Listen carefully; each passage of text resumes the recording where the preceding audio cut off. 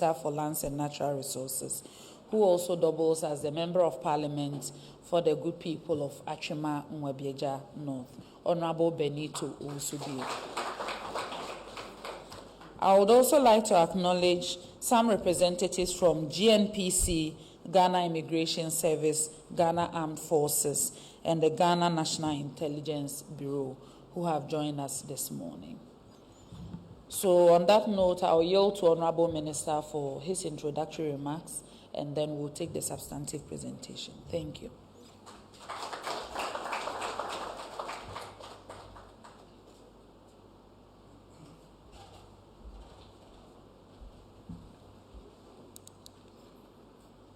Good morning. The National Coordinator, the staff of the Ghana Boundary Commission, staff of the Ministry of Lands and Natural Resources, the media, and my sister, the Honorable Deputy Minister for Information. Ladies and gentlemen, good morning.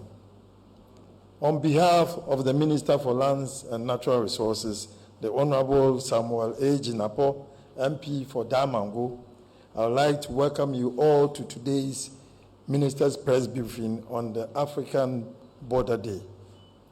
The day is commemorated annually on 7th June by African Union member states in context of the implementation of the African Union Border Program, AUBP.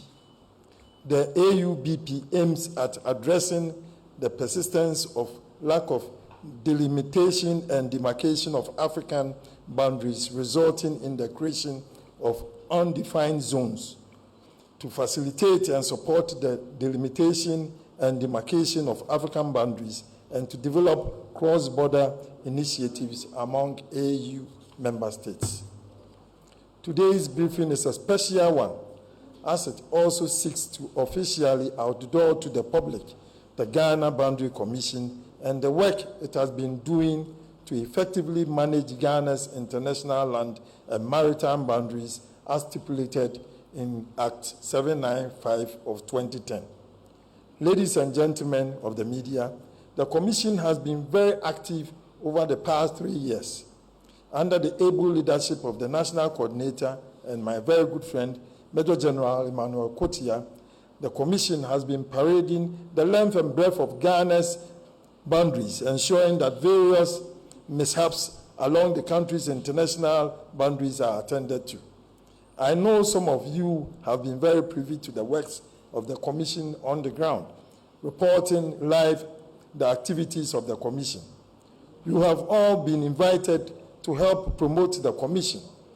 As a relatively new institution, most Ghanaians do not know of the existence of the Commission. Those who do not know the exact mandate of the Commission and how different the Commission is from other border management institutions. I encourage you to pay attention to the presentation about to be delivered by the National Coordinator and to make relevant submissions through your questions. Thank you.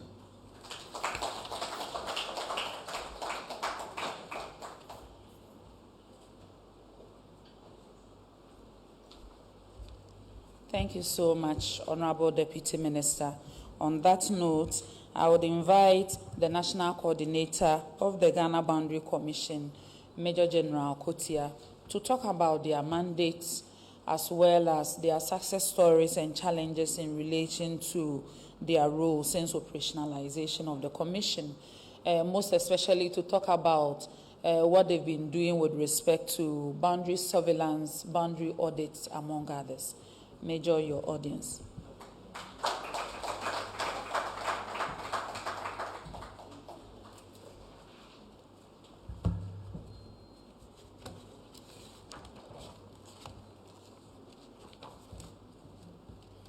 The host Deputy Minister for Information, our dear Deputy Minister for Lands and Natural Resources,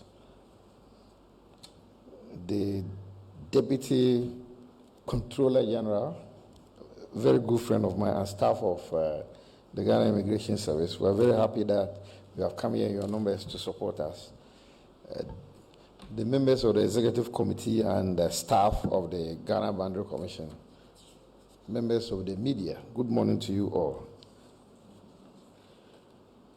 Today, we are going to look at the Ghana Boundary Commission in perspective relating to the works that are being undertaken by the Ghana Boundary Commission. I wish to state that the Deputy Minister for Lands and Natural Resources has stated that there are a lot of people who have heard of the Ghana Boundary Commission, yet they do not understand what we do. I also know that the substantive Minister for Lands and Natural Resources has always been saying that we should try to get an opportunity like this to tell Ghanaians of our story. By way of introduction, the Ghana International Land Boundary Statistics are as follows. We share a land boundary with Togo, both land and maritime, but I will start with the land boundary. And approximately the length of our land boundary with Togo is about 906 kilometers.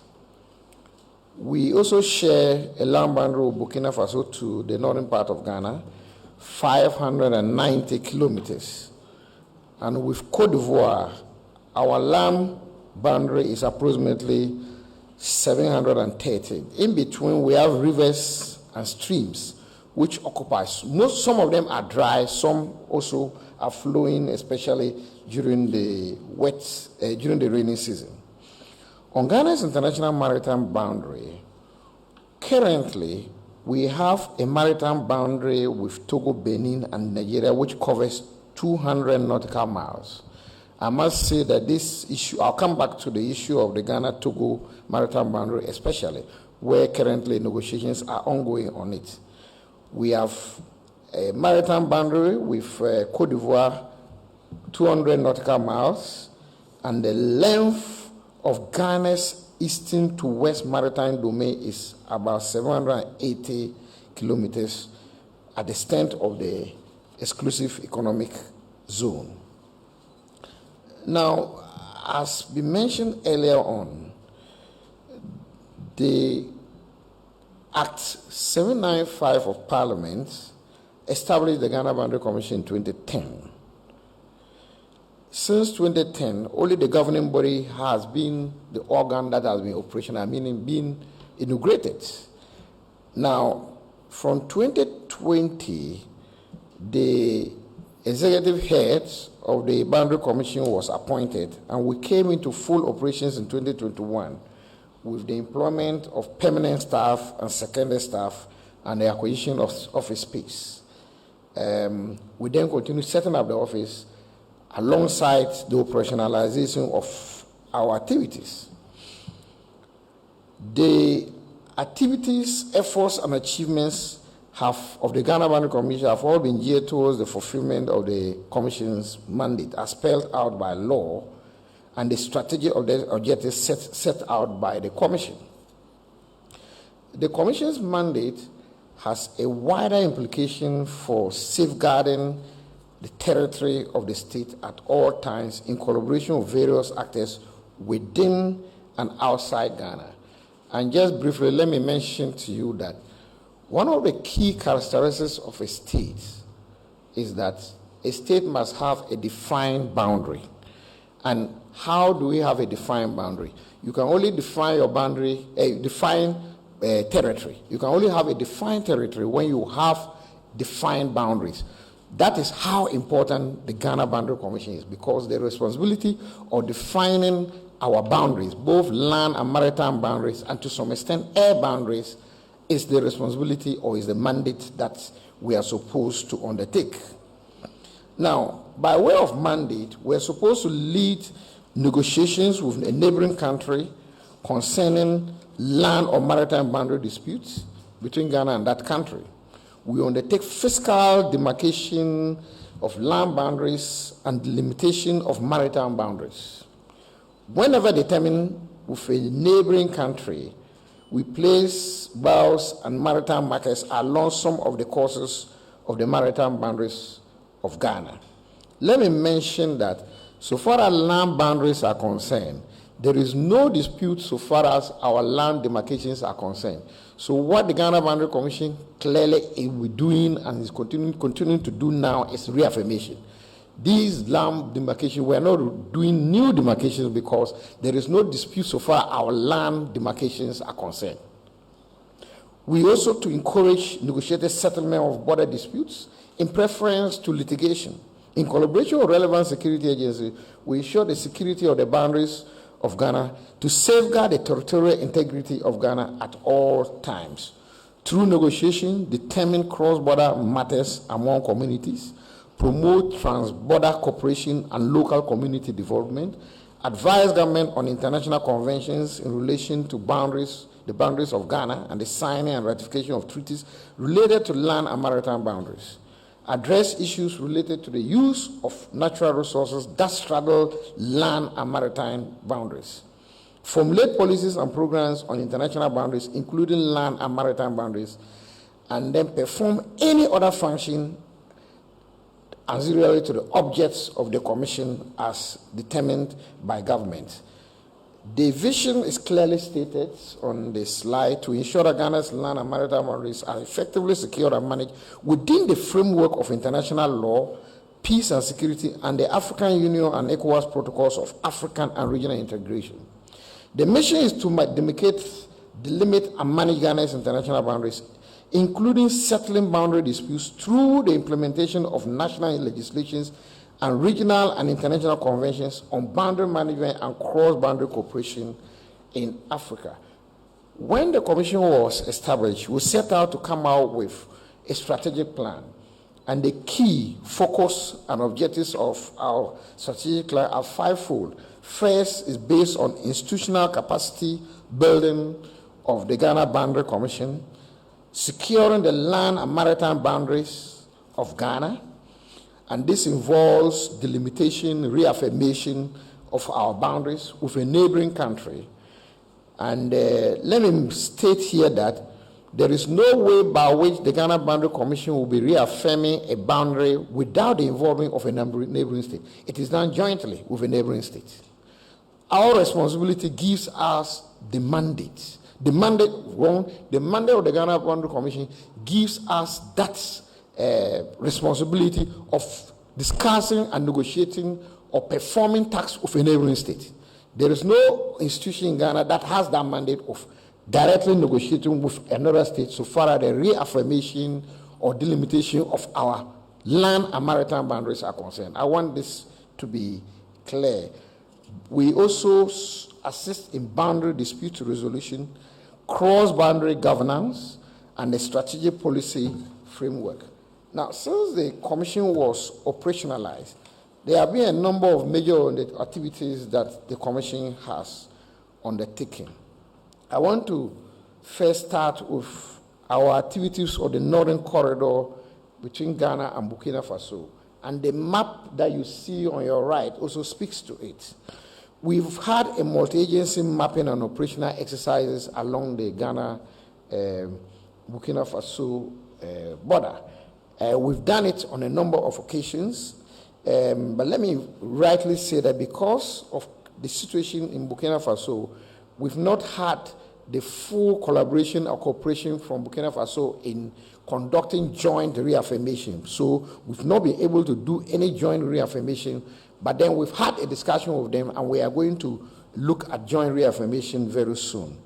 We've had a joint land boundary consultative meeting with Burkina Faso, and we've had a technical meeting with them. The consultative meeting was held in Paga in 2021, and just this year, in March, we had a meeting in Ouagadougou with our counterparts in Burkina Faso.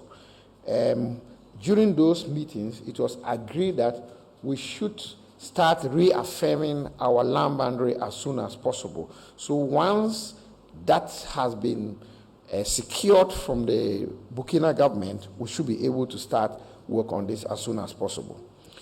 On the western corridor, that is between Ghana and Cote d'Ivoire, we conducted a number of mapping and multi-agency assessments, mapping exercises along some selected areas on the Ghana-Cote d'Ivoire border, and specifically I'll mention Dollar Power. Dollar Power was one of the first engagements that we had on the land boundary with Burkina of Cote d'Ivoire, just because there was an incident that came up there. And then in subsequent visit, we've done with other agencies. We've gone there with the security agencies, including Ghana Immigration Service, the Ghana Armed Forces, and what have you. We've also gone there with the Forestry Commission because it has implications for forest. The boundary has implications for the forest reserve in Dollar Power. We've also had the Minerals Commission also going over, and the Ghana Geological Survey Authority going over us for joint assessment in that area, because both Geological Service and the Minerals Commission activity, there are a lot of activities that are ongoing, and that is affecting our land boundary. And that is what we've done in that request. We've also, specifically, we've had a very good strategic relationship with the National Boundary Commission of Cote d'Ivoire. And we've had not less than 4 meetings, either in Ghana or Cote d'Ivoire, so between the two commissions. We've ended up going further to set up joint mixed technical committees, which are going to go into a number of our activities for implementation. I must mention that the relationship and the activities that we have had with Cote d'Ivoire, National Boundary Commission of Cote d'Ivoire, have been very successful and very effective over the years. And we continue to collaborate in that regard. On the Eastern Corridor, we've also had a number of mapping and operational land exercises between Ghana and Togo. We undertook a joint Ghana-Togo community sensitization on land boundary reaffirmation exercise at Aflao, between Aflao and Akanu. We've also done a reaffirmation on land boundary pillars, which was covering the phase 1, covering an approximate distance of 50 kilometers along the international boundary line. In the phase 2, we've just completed a 60-kilometer reaffirmation on land boundaries between Bagbabe and Afegame in the central part of the Volta region of Togo. This activity just ended the latter part of last month. At the beginning of the exercise, we had the occasion to have the Honorable Deputy Minister to commission the sensitization exercise. But let me also mention that there have been a number of success stories between us and Togo. There was one time that we had a boundary problem at a place called Pulmanku in the Pusiga district. And when we went there jointly with the our Togolese counterparts, on the spot we were able to resolve and announce to the whole world that the land boundary markings that was originally affirmed by the legacy documents is what should be respected.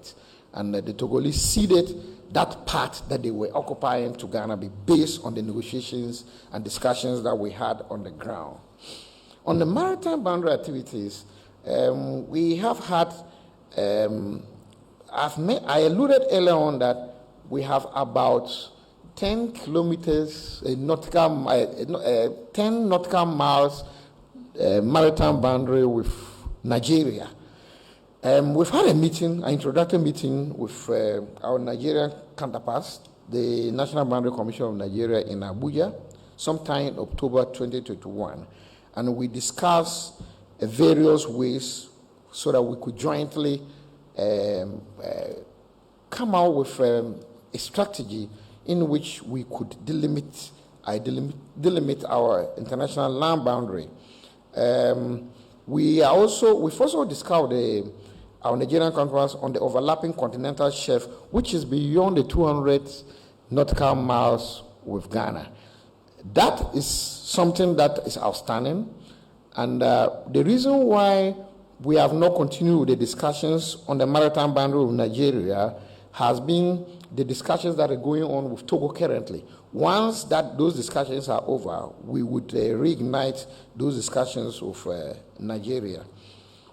Ghana has a challenge with Togo so far as our maritime boundary is concerned. This came up since 2016. Therefore, The president of Ghana and Togo decided that Ghana and Togo should establish a technical committee, a joint technical committee, to negotiate on how to resolve the maritime disputes. These negotiations have been going on over the years. I must say that the negotiations have reached a very important level where probably we may be seeing the negotiations coming to fruition very soon. But the negotiations are still ongoing. They are the final stages, and once that is done, that would be announced to the general public. So negotiations are going on very well. It's got to the involvement of the two head of states so far as these negotiations are concerned. And then we are hoping that once this is resolved, the Keita Basin, which is very close to the boundary, to the international maritime boundary, would be open up to investors for oil and what have you, and other activities, and even the fisher folk in that area. So once that is not resolved, we know that investors are waiting to see how that can be open. So the negotiations are ongoing, and we are hoping that it will end soon so that the area will be open. On Ghana, Cote d'Ivoire, you all remember that in 2017, the International Tribunal on the Law of the Sea ruled in favor of Ghana so far as the international maritime boundary is concerned. Currently, what we are doing in Cote d'Ivoire is to proceed on the implementation of the ITLOS ruling. And we've had fruitful discussions with the National Boundary Commission of Cote d'Ivoire on how to proceed on this. The two commissions have been discussing details, and this month, the two commissions are even going to meet at the terminating point to discuss further on how to implement this. On our own, for the very first time since the ruling, the Ghana Boundary Commission, in conjunction with the Ghana Navy, has gone on a maritime inspection along the maritime boundary that was declared by the ITLOS.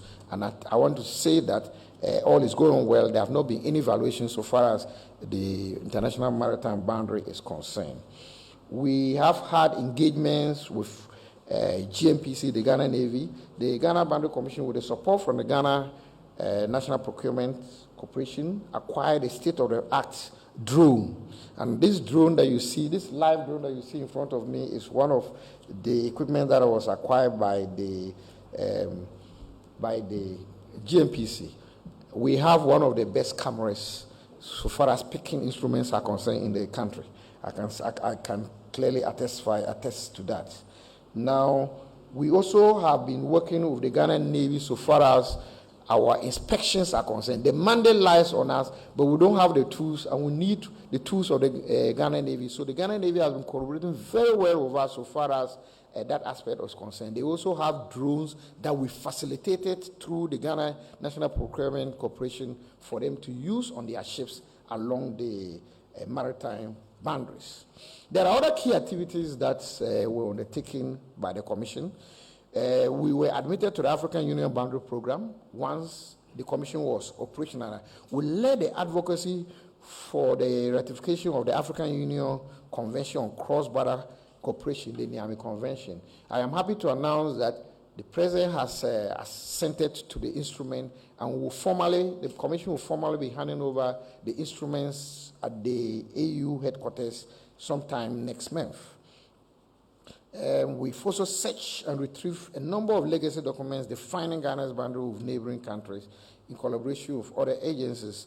We have had a joint commemoration of last year's African Border Day with the National Boundary Commission of Cote d'Ivoire at Elubu between 7th and 10th June.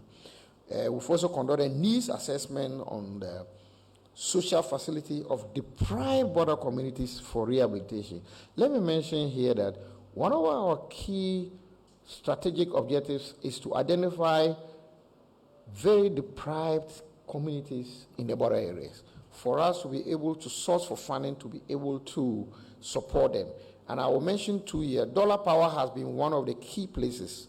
No access rule, we were able to facilitate the construction, and currently construction work is going on between Intraso to Dollar Power, which has been made possible by the Ministry of Roads. It is, the whole amount is about 78 million. In conjunction with that, the the Sepulchre Road to the border in the Upper East region is also under that project. The second thing too is that we've just received an approval of funding from the ECOWAS for us to rehabilitate a community school at Lake Lebikame. I just got information yesterday, Lake Lebikame, and that is something that we facilitated. So that is, these are so, and I want to use this forum to appeal to international partners, donors, and various agencies who can support us to be able to intervene in the border communities so that we will be able to support them in rehabilitating health clinics, opening up the areas, roads, water, provision of water. Our strategic goal is deprived border communities. And when you travel to those deprived border communities, you understand what we say. And we deal with them on a daily basis when we go to those communities. And it is important for us to assist them in that wise. Additionally, it is also a way of building that confidence in them and deterring violence extremists in coming there to come and encourage them to join them. That is another strategy in that. Facilitation of the construction of these roads, I've mentioned them already. We are having partnership with various groupings nationally. There are so many institutions in the country that we collaborate with. I mentioned Forestry Commission, Minerals Commission, the Ghana National Procurement, Ghana Geological Service, Ghana Immigration Service, the National Intelligence Bureau. Indeed, the National Intelligence Bureau has a seconded staff, and the Ghana Immigration have seconded staffs in the Ghana Boundary Commission, which is very important for our operations. The Petroleum Commission, other agencies like the ministries like Foreign Affairs and others. And let me mention at this stage that the governing board of the Ghana Boundary Commission is mostly ministerial.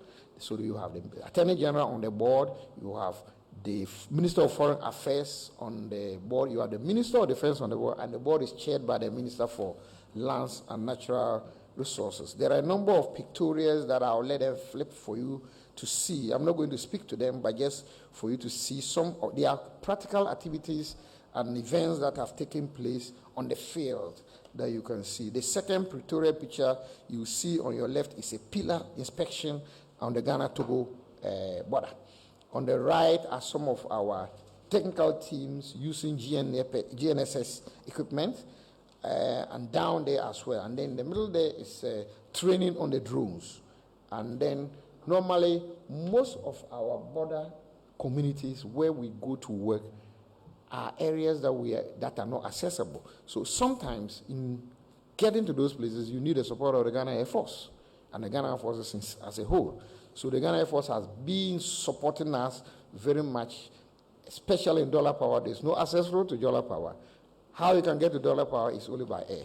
And the Ghana Air Force has been very supportive in that regard. Now, speaking specifically on the African Border Day, is commemorated annually on the 7th of June by African Union member states. Now, all boundary commissions normally take the lead so far as these celebrations are concerned. It was instituted by the African Union to commemorate annually on the 7th of June.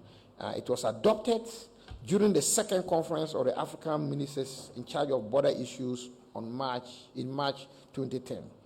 The day is set aside to educate African Union members, African border populations, regional economic groupings, civil society, academics, and other stakeholders on border-related issues in the continent. The day is a day to reflect and be reminded of the importance of our borders, not only as lines on the map, but also as critical aspects of national and regional security, and then the stability and the development of countries or states within that period. Now, the statutory commemoration also serves to sensitize stakeholders on the role of borders in promoting peace, security, and stability, as well as further highlighting the role of the African Union Border Program and the African Union Convention on Cross-Border Cooperation, known as the Niamey Convention, as frameworks for integrated border governance program.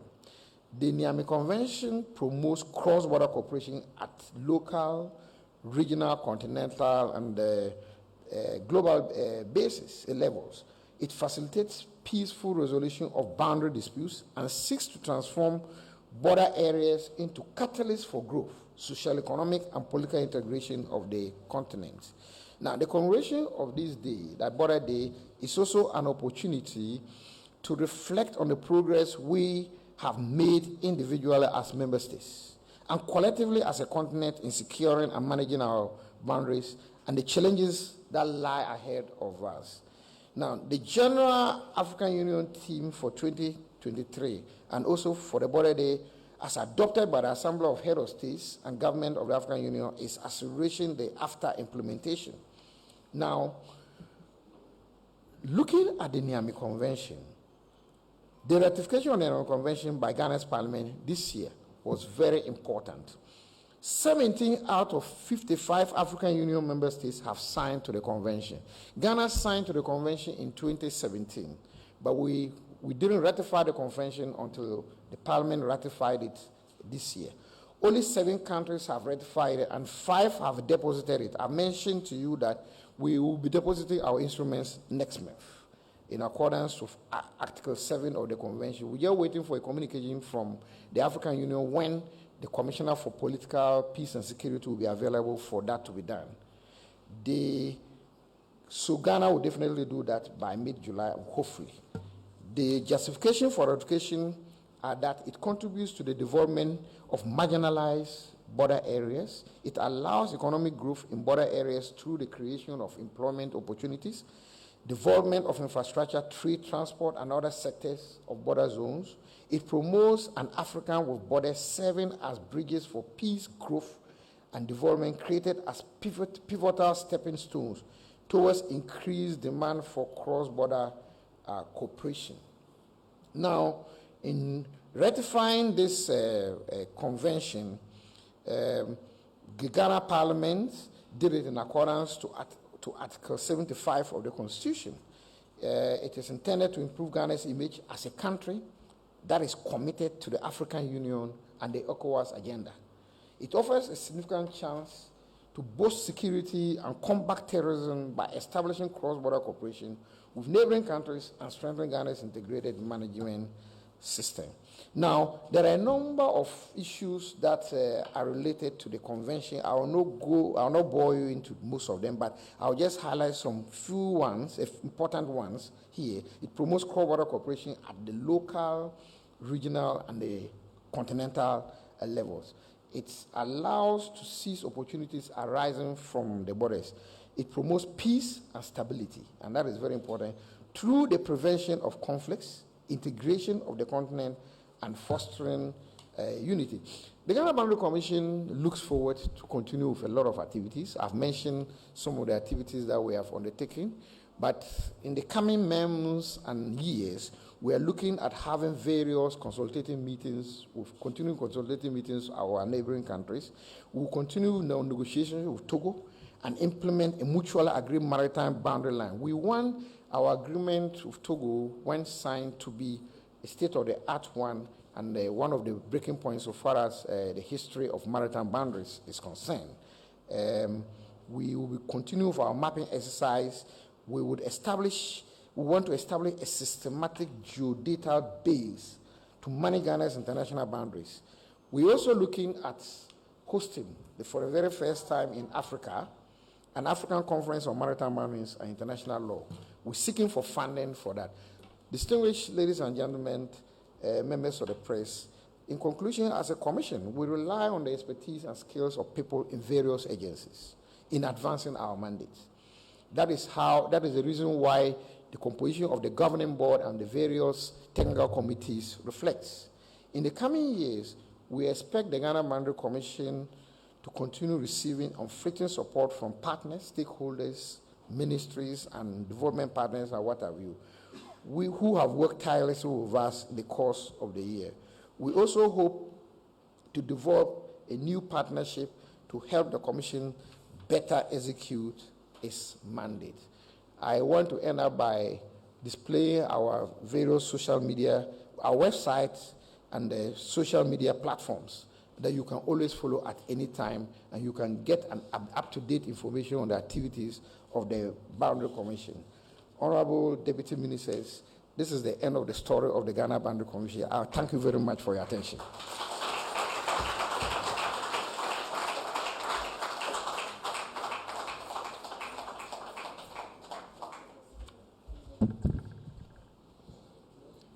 Thank you so much, Major General Kotia. That presentation was just wonderful, so insightful. And there is so much that I believe all of us have taken from this presentation. Most importantly, the fact that the importance of collaboration with other agencies like the Ghana Immigration Service and the Ghana Navy cannot be overemphasized. It is also worth noting that you mentioned that currently we have no land disputes, and mostly what you are doing now is reaffirmation of our boundaries.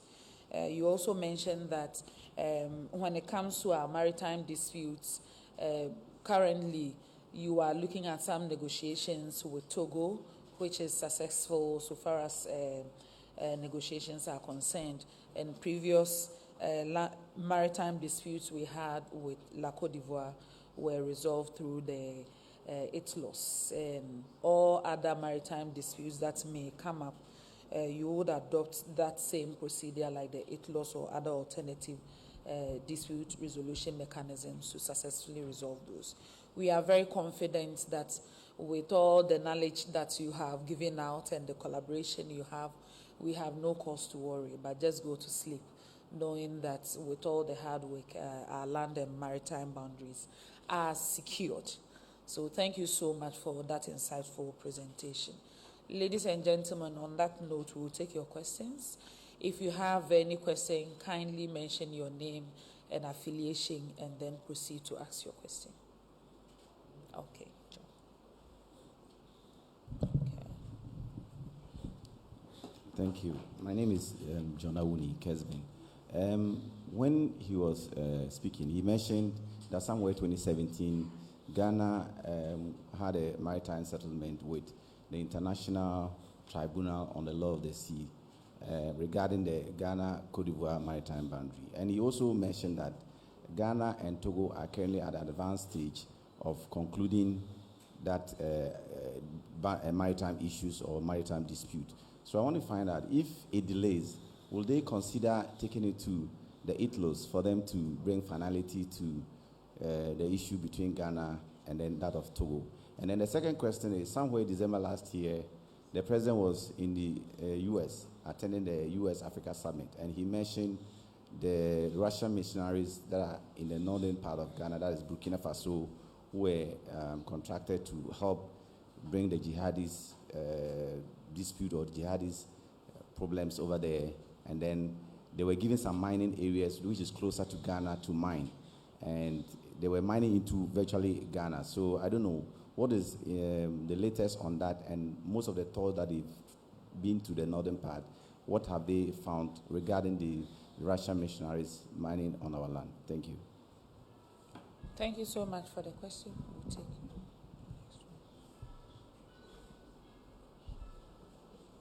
Yeah, thank you. My name is Arthur Mensah from Ghana News Agency.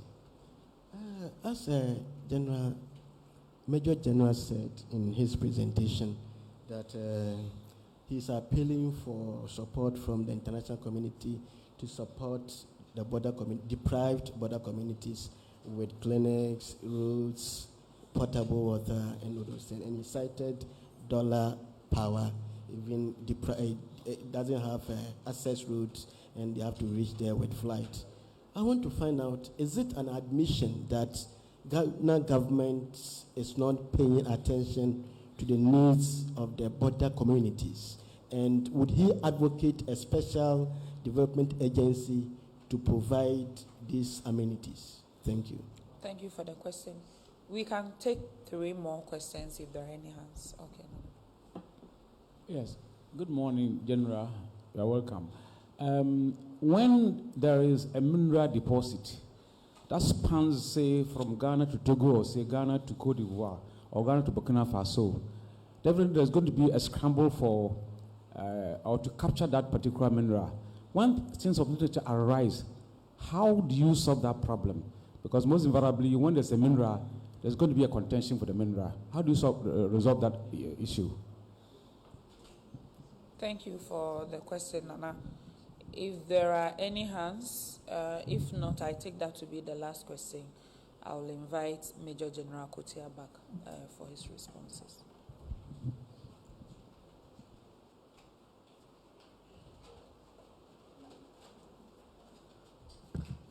Before I take on the first question, I'll just make an explanation of one of the pictures. Go back to the pictorials. Go back to the pictorials. The other one. Let's see the other one. No, the pictorials, so not this one. The second one. There are 2 pages of the pictorials. Okay. Go to the one that we have the pillar in the restaurant. The last one. Okay, good.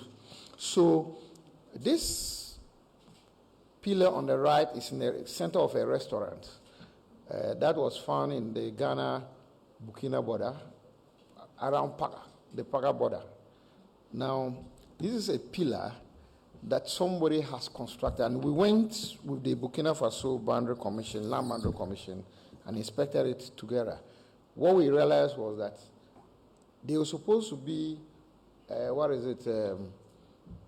buffer zone between these pillars, but people have built to such an extent that they have constructed a restaurant around the pillar. Now, currently, we are in talks with Burkina Faso so that we would conduct an exercise there in collaboration with the various immigration entities so that we would clear those areas, because one, the boundary is a marking point for both Ghana and a neighboring country. So this pillar that you see, one side of it has a number indicating that this side is Ghana, and the other side indicates that that's Burkina Faso. So if we lose that boundary, that pillar, it means that we are going to lose the demarcations along that line.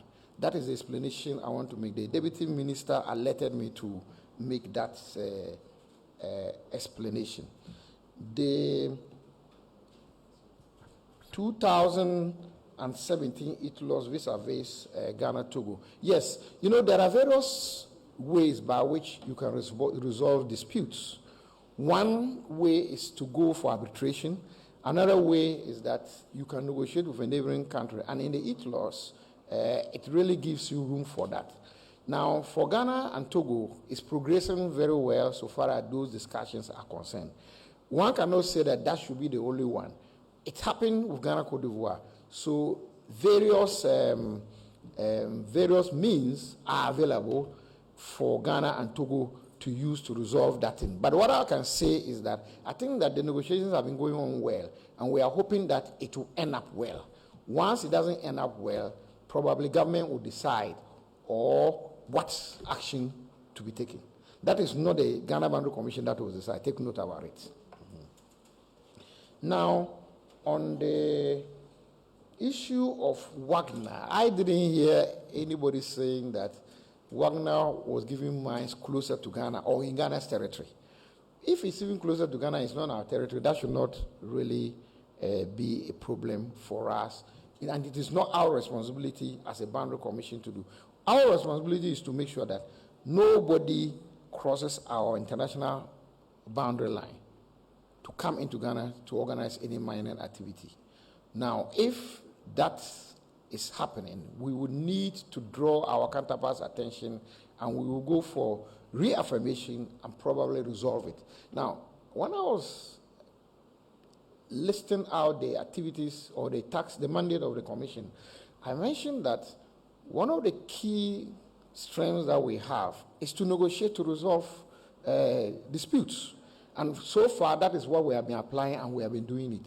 We think that that should be the way forward, so far as any dispute between a neighboring country is concerned.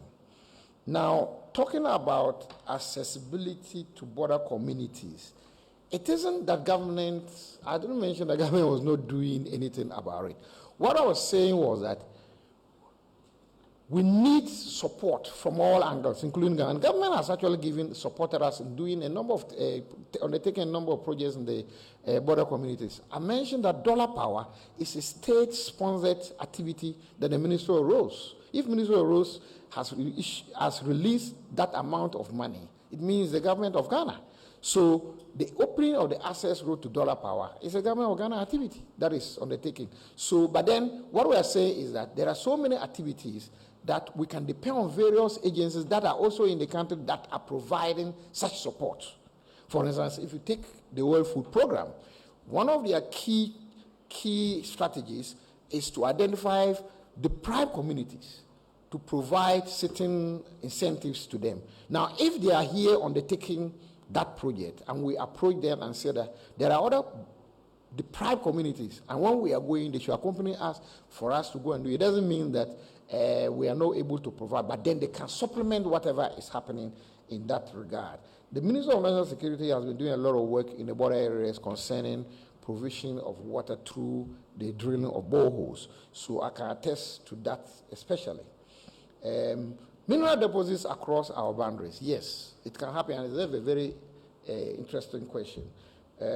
Once that happens, the Ghana Boundary Commission comes into place. It comes in for negotiations. The negotiation can be that let's drill and leave a buffer zone. We shouldn't go beyond those buffer zones, whether underground or surface. The other option can be that where the boundary line is, probably we can do joint mining and share. I mean, there are various options that are there. But the issue is that it will definitely be resolved through negotiations. And I don't think that we'll have a problem with that. That is the essence of the African Union Convention on Cross-Border Cooperation. The basic underlying principle of it is that we should be able to talk among ourselves when there are issues like that to be able to resolve. Currently, we have various water bodies that straddle between Ghana and Cote d'Ivoire. And what the strategy we are adopting is to discuss among ourselves, to go to the ground and see how best we can resolve this issue so that both countries will be satisfied. And that is the strategy that the Ghana Boundary Commission is adopting. Ours is negotiation. Ours is to ensure that there is peace in the country. Ours is to ensure that boundaries do not create instability in the country and for you to live peacefully. Thank you very much for your attention.